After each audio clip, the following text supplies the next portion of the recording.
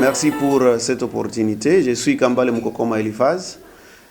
Aujourd'hui, 2020, 60 ans d'indépendance pour la République démocratique du Congo. Le Congo a accédé à sa souveraineté nationale et internationale en 1960.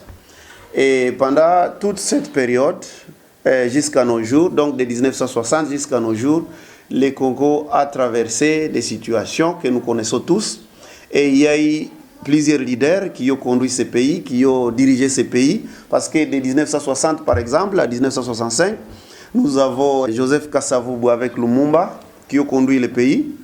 Et de 1965 à 1997, nous avons Mobutu Sese Seko, Kukungbendo Azabanga. De 1997 à 2001, nous avons eu Mzee Laurent Désiré Kabila. Et de 2001 jusqu'à 2018, nous avons eu Joseph Kabila Kabange comme président. Alors, tous ces leaders que je viens de citer là n'ont pas si relevé le pays, n'ont pas si sauvé le pays. Les pays restent encore dans une situation précaire. Les pays restent dans une situation où les gens sont en train d'être tués, où les gens ne savent pas quoi manger, où les gens sont dans une situation impossible, dans une situation où on ne sait même pas définir sa vie, on ne sait même pas dire qu'est-ce qui sera demain. Et ça devient compliqué, c'est par exemple à Beni, et dans toute la partie est de la République démocratique du Congo, justement à Kisangani, de Kisangani jusqu'à Bukavu, les gens sont en train d'être tués. À Beni, par exemple, on massacre les gens, pas seulement massacrer, mais il faut dire égorger, on égorge les gens comme des bêtes. Et là, la situation devient incroyablement vivable. Donc on ne peut pas vivre dans des conditions comme ça.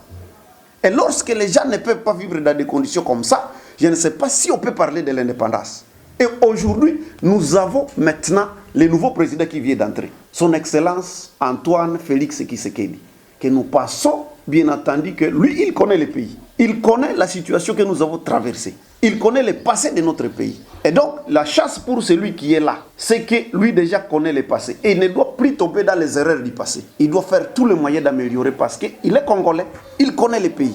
Et nous pensons et nous prions pour lui, pour que cette situation puisse finir, pour que le Congo puisse avoir une respectabilité, pour que le Congo puisse avoir l'indépendance qui est totale.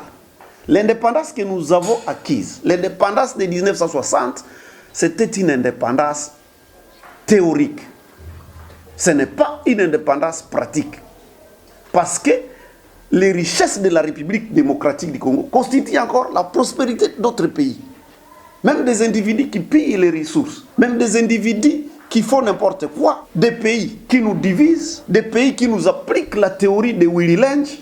Il faut diviser pour régner. Ces pays-là pratiquent tout ça pour accéder, pour piller systématiquement les ressources de la République démocratique du Congo, alors que chez nous, on parle des scandales géologiques, mais les peuples restent toujours dans une misère noire, dans une misère incroyable, dans une misère incroyablement incroyable. Selon Mayoyo Bitumba Tipo Tipo, lui, il a dit dans son ouvrage, Mayoyo Bitumba Tipo Tipo a dit ceci, il a dit notre pays, notre continent, l'Afrique, souffre de la barbarie occidentale, mais aussi de la folie de ses propres dirigeants. Mais moi, je pense que nous devons regarder les choses dans d'autres directions, pas dans cette direction, parce qu'il faut une prise de conscience des peuples congolais.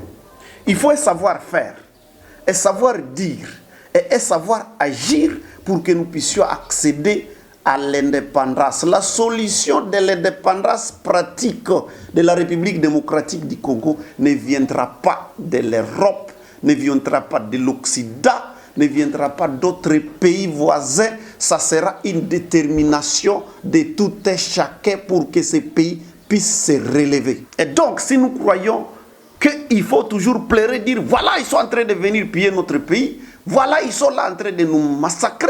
Si nous n'avons pas une prise de conscience, attaquer Congolais, eh bien, ce pays va rester dans une merde où nous n'allons même pas trouver une solution, nous n'allons pas savoir quoi faire. Et donc, à bref, nous voulons dire tout simplement que nous devons avoir l'indépendance totale. Et pour avoir l'indépendance totale, il faut avoir l'indépendance politique.